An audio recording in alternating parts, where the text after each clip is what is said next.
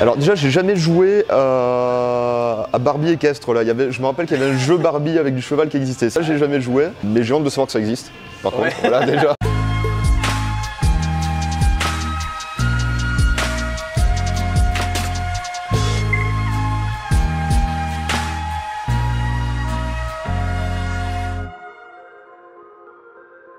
Et salut à tous, ici Ludistrotter, l'aventure sur les routes de France à la recherche des mondes fantastiques, ludiques, immersifs et bien plus encore. Et aujourd'hui on est à Marseille et qui plus est dans un Meltdown. Qu'est-ce que c'est les Meltdown?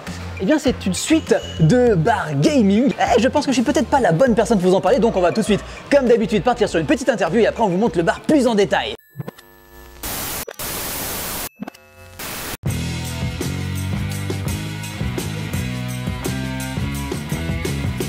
Eh ben écoute, bonjour. Salut. Comment tu t'appelles? Michael, je suis un des 3 gérants. Ok, on a les 3 gérants du coup de... Du Meltdown Marseille. Ok, tu peux nous parler un peu plus de ce bar et de son concept? Le concept, il vient de Paris. Bon, non, voilà, le concept vient de Paris à la base. C'était Sophia Metz et son frère qui ont monté le premier Meltdown à Paris. L'idée de départ, c'était en gros de pérenniser le concept des bars craft, qui sont des bars temporaires autour d'un événement e-sport. L'idée, c'était de se dire, bon, il n'y a pas de lieu pour les gamers, pour les geeks, pour les gens un peu dans toute cette mouvance et ces cultures-là pour se retrouver hors événements ponctuels. On va en créer un, on va le pérenniser, il sera là tout le temps et ça fera un repère. Ils ont eu beaucoup de succès très rapidement. Au bout d'un an, ils ont déménagé, ils sont passés de 80 mètres carrés à 300 ou un truc comme ça. Et puis ils ont franchisé.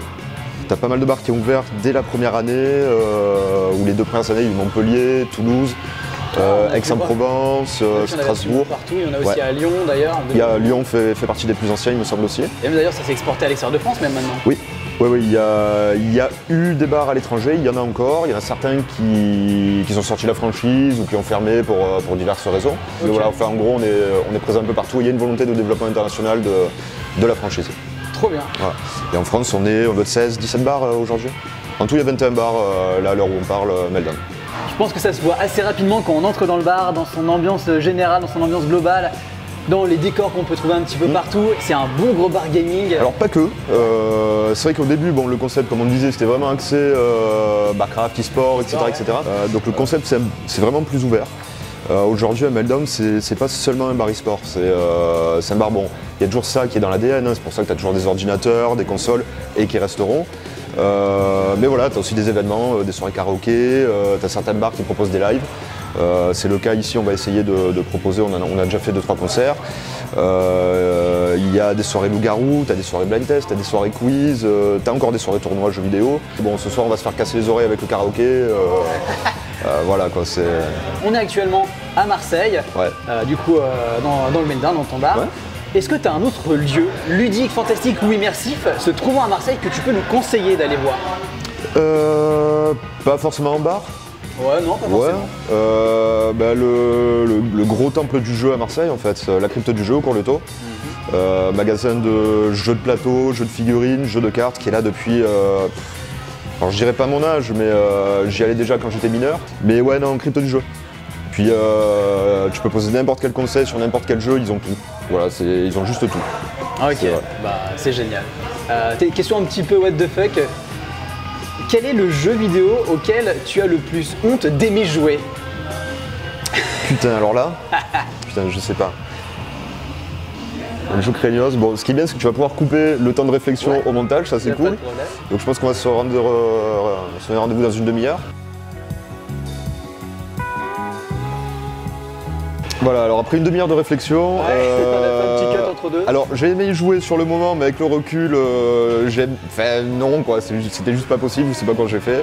Voilà, je me dédouane beaucoup sur cette question, c'était les Sims 3. Les Sims 3 à cause de ma compagne, qui y jouait, qui aimait beaucoup ce jeu, et puis bon, ça m'a donné envie un peu de tester.